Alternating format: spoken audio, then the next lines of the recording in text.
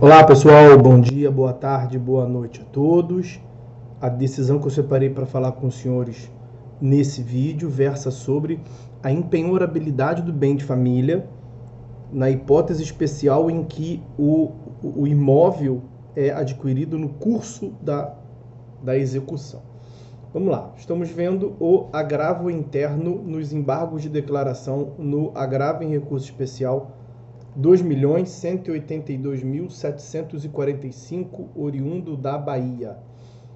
Aginte no ED, no ARESP 2182745. Como de costume, a referência completa do julgado e a ementa, assim como eventuais outras observações que forem possíveis se inserir, constarão da descrição desse vídeo. Ok? O que nós tivemos aqui, portanto, na origem? Os contornos fáticos que justificam a intervenção do STJ. Na origem, nós tivemos uma ação de execução por título executivo extrajudicial, ajuizada por um banco em face de uma devedora para fins de satisfação da dívida. No curso da execução, após diversas tentativas de localização de bens, foi solicitada pelo banco e deferida pelo juiz a penhora de um imóvel que constava em nome da devedora. Determinada a penhora e efetivada a penhora. Aí a devedora interpôs agravo de instrumento. É cabível agravo de instrumento em face de toda interlocutória proferida em processo de execução nos termos do artigo 1015, parágrafo único do CPC. Ela interpôs agravo de instrumento, alegando que o imóvel era um bem de família, que era um imóvel que ela adquiriu para a residência sua e de sua família, sendo, portanto, impenhorável. O Tribunal de Justiça da Bahia deu provimento ao agravo de instrumento e determinou a desconstituição da penhora, porque reconheceu que o imóvel era mesmo bem de família. E aí o banco tirou esse RESP, que nós estamos a analisar, alegando que a casa foi adquirida no curso do processo de execução e, por essa razão, deveria ser caracterizado como fraude à execução, porque a executada utilizou o numerário, né, um dinheiro, que é um bem penhorável, para aquisição de um bem impenhorável, de propósito, para blindar o seu patrimônio. O que eu separei para falar aqui com os senhores do ponto de vista normativo? A primeira informação é que a impenhorabilidade do bem de família, na verdade o bem de família legal, né, ele é previsto na Lei 8.009 de 90, e o artigo 1º prevê realmente que o imóvel residencial destinado à residência do executado, sua família, do casal, é realmente impenhorável e não responde por qualquer dívida. É bem verdade que a Lei 8.009 de 90, no seu artigo 3º, prevê lá algumas exceções. Então, na real, a impenhorabilidade já é uma exceção, né? A regra é que o devedor responde com todos os seus bens presentes e futuros. O bem onde ele reside é um bem presente, é um bem que ele possui quando do início da execução, ou é um bem futuro, um bem adquirido no curso da execução, e pela regra geral deveria responder, artigo 789 do CPC. As hipóteses de impenhorabilidade são, portanto, a exceção da regra geral. E o artigo 3º da Lei 8.009 de 90 prevê a exceção da exceção, quando você retira a proteção da impenhorabilidade de alguns bens. Muito que bem. A alegação de fraude à execução se dá com base no artigo 792 do Código de Processo Civil. Então, a alienação ou oneração de bem é considerado fraude à execução quando, ao tempo da alienação ou da oneração, tramitava contra o devedor ação capaz de reduzi-lo à insolvência. Seria a hipótese que melhor se amoldaria a circunstância aqui. Então, tramitava uma ação de execução, de modo que o dinheiro utilizado para a aquisição do imóvel pela executada, em tese, seria um bem penhorável. Então, a utilização desse dinheiro para adquirir, para transformar um bem penhorável em bem impenhorável seria uma atitude fraudulenta aos olhos do exequente do banco. E aí, qual foi a conclusão a qual chegou o STJ? O STJ não acolheu os argumentos do banco,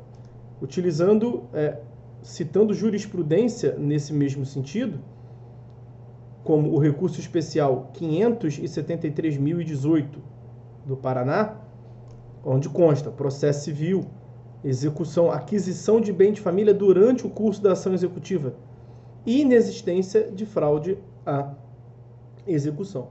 A aquisição de imóvel para moradia permanente da família, independentemente de haver pendência de ação executiva ou não, né, sem que tenha havido alienação ou oneração de outros bens, não implica fraude à execução. Quer dizer, se ela tivesse alienado um imóvel, ou mais de um imóvel, mais de um bem, para juntar o dinheiro e concentrar tudo em um bem imóvel para sua residência, a gente poderia cogitar mais classicamente, com maiores elementos de uma fraude à execução, mas não foi a hipótese.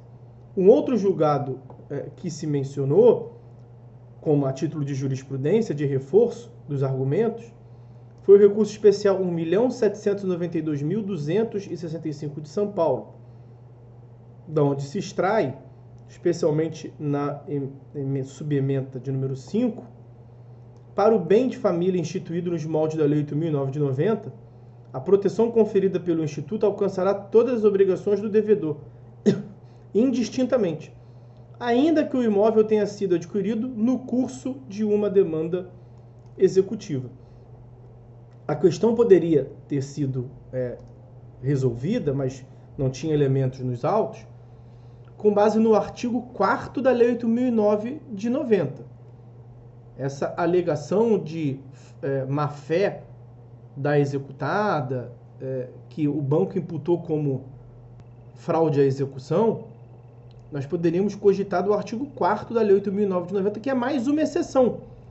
Então, além do artigo 3º da Lei 8.009 de 90, que prevê uma exceção, retirando a impenhorabilidade, permitindo, portanto, a penhora do bem destinado à residência do executado, também o artigo 4º da lei prevê o seguinte, não se beneficiará do disposto nesta lei aquele que, sabendo-se insolvente, adquire de má-fé imóvel mais valioso para transferir à residência familiar, desfazendo-se ou não da moradia antiga. E aí, sendo essa a hipótese, o juiz poderia anular a venda do imóvel anterior para permitir a execução. Mas essa hipótese não se configurou nos autos. Então, não se constatou fraude, conduta fraudulenta ou má-fé patente da executada, e a aquisição de um imóvel a título de bem de família no curso da execução não por si só, caracterizador de fraude à execução e não retira, por si só, a característica, a proteção de impenhorabilidade desse imóvel. Eu anotei aqui também, e acabo de perceber que eu esqueci de separar aqui a tela para mostrar para vocês, mas para que não percamos a informação, anotem aí na jurisprudência em teses do STJ, que é um periódico de tempo em tempo, vai dando publicidade ao entendimento da Corte, na edição de número 202, portanto, da jurisprudência em teses, no item de número 10, consta a seguinte informação. A exceção à impenhorabilidade do bem de família prevista para o crédito decorrente de financiamento destinado à construção ou à aquisição do imóvel se estende ao novo imóvel adquirido com os recursos oriundos da venda do bem primitivo penhorável.